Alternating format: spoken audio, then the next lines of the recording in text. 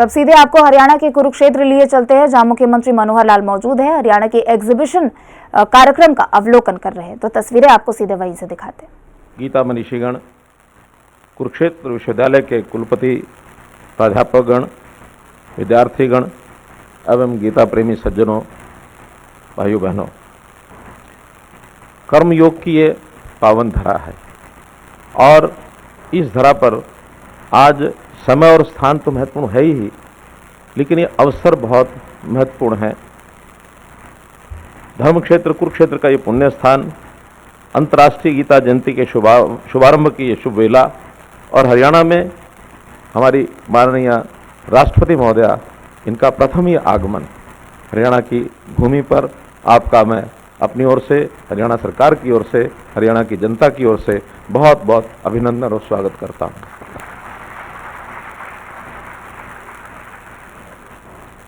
आदरणीय राष्ट्रीय महोदया, ये उत्सव, गीता जयंती का उत्सव पिछले 6-7 वर्षों से हम अंतर्राष्ट्रीय स्वरूप इसका बना करके और देश विदेश के सब लोगों को बुला करके यहाँ कर रहे हैं। आपकी उपस्थिति से हमारा उत्साह ये और अच्छा दुगना हो गया है।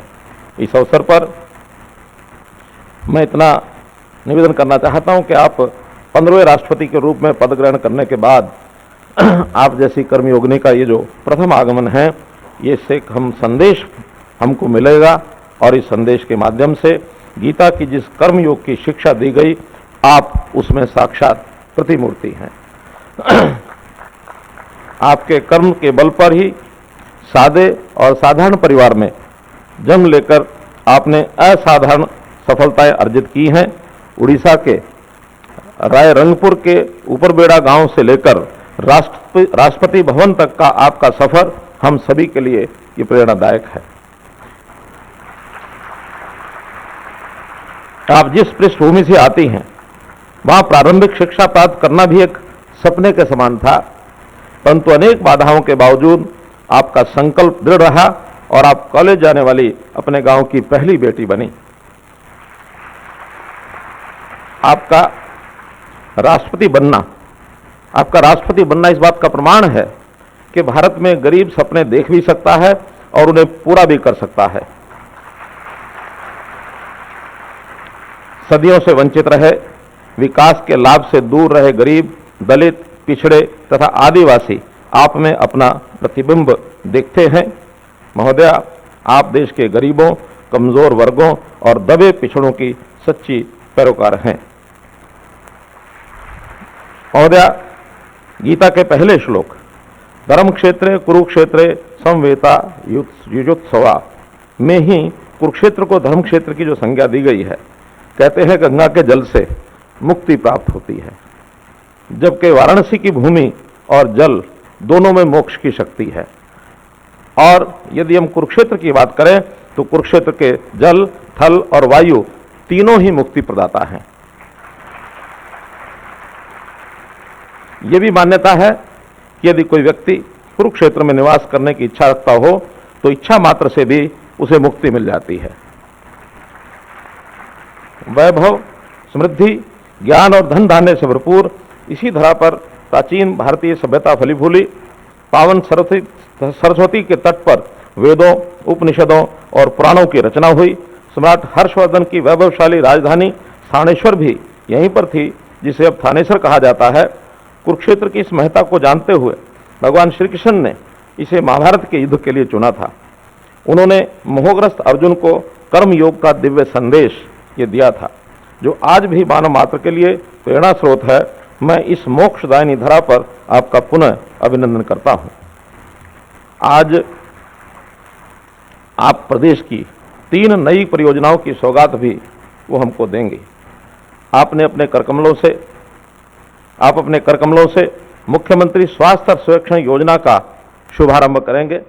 इस योजना का उद्देश्य गरीब और वंचित परिवारों को प्रारंभिक चरण में 25 से अधिक मानकों पर वार्षिक स्वास्थ्य जांच की सुविधा ये मुहैया करवाना इसका उद्देश्य है। आज ही आप सिरसा में 950 करोड़ रुपए की लागत से बनने वाले मेडिकल कॉलेज का शिलान्यास कर हर जिले में एक मेडिकल कॉलेज खोलने के हमारे संकल्प को और आगे बढ़ाएंगे। आज ही आप हरियाणा में संचालित सभी सार्वजनिक सड़क परिवहन सुविधाओं में ई टिकटिंग का भी शुभारंभ करेंगे। राज्य स्तर पर लागू की जाने वाली ये देश की पहली परियोजना है जो national common mobility card framework के तहत ओपन लूप कार्ड का इस्तेमाल करके ट्रांजिट टिकटिंग की केंद्र सरकार की योजना को आगे बढ़ाएगी। इन परियोजनाओं के शुभारंभ के लिए मैं आपका हार्दिक आभार प्रकट करता हूं।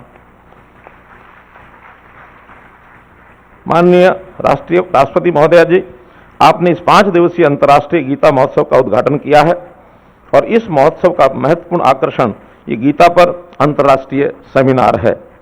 इस सेमिनार में देश विदेश से आए सभी गीता प्रेमियों, गीता मनीषियों और संत महात्माओं का भी मैं हार्दिक स्वागत करता हूं।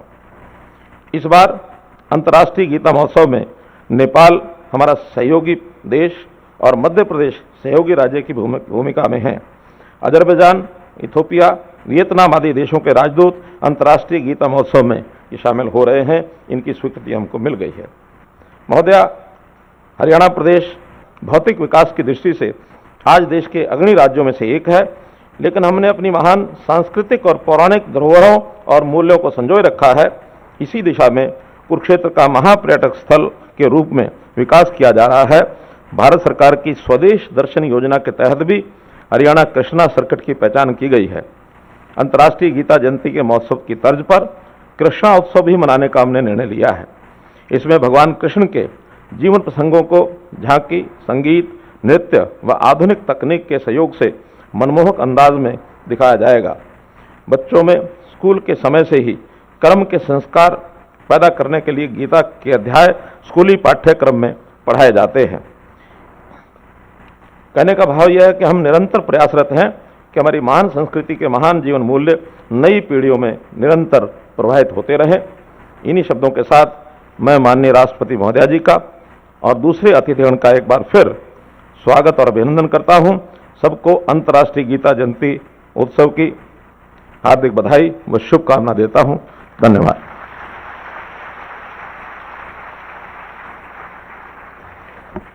बहुत बहुत आभार माननीय मुख्यमंत्री महोदय का। मैं अब निवेदन करूंगा माननीय लेकर उसकी महत्वता को बताया, साथ ही साथ कहा कि गीता महोत्सव में नेपाल हमारे साथ आएगी। कुरुक्षेत्र की धरती, वायु और जल तीनों मुक्तिदाता है। वहीं राष्ट्रपति द्रौपदी मुर्मू का भी मुख्यमंत्री मनोहर लाल ने एक बार फिर से स्वागत किया है। कहा है कि गीता महोत्सव में मध्य प्रदेश हमारा सहयोगी रहा है। वहीं गीता महोत्सव में नेपाल भी हमारा सहयोगी रहा है। और कुरुक्षेत्र की धरती को लेकर कहा है कि कुरुक्षेत्र की धरती, वायु और यहाँ की लोग, यहाँ सब संस्कृति। वहीं गीता महोत्सव में नेपाल को लेकर मुख्यमंत्री मनोहर लाल ने कहा है कि कुरुक्षेत्र की धरती, वायु और जल तीनों यहाँ की संस्कृति है, यहाँ की मुक्तिदाता है। और एक बार फिर मुख्यमंत्री ने राष्ट्रपति द्रौपदी मुर्मू का स्वागत किया। तो कुरुक्षेत्र से मुख्यमंत्री मनोहर लाल को सुन रहे थे आप, जहां उन्होंने कुरुक्षेत्र की धरती, वायु और यहाँ के जल को मुक्तिदाता बताया है। मुख्यमंत्री मनोहर लाल ने कहा है कि गीता महोत्सव में नेपाल हमारा सहयोगी देश रहा है। वहीं खबरों के साथ इस बुलेटिन में सिर्फ इतना ही। आप देखते रहे हिंदी खबर। नमस्कार।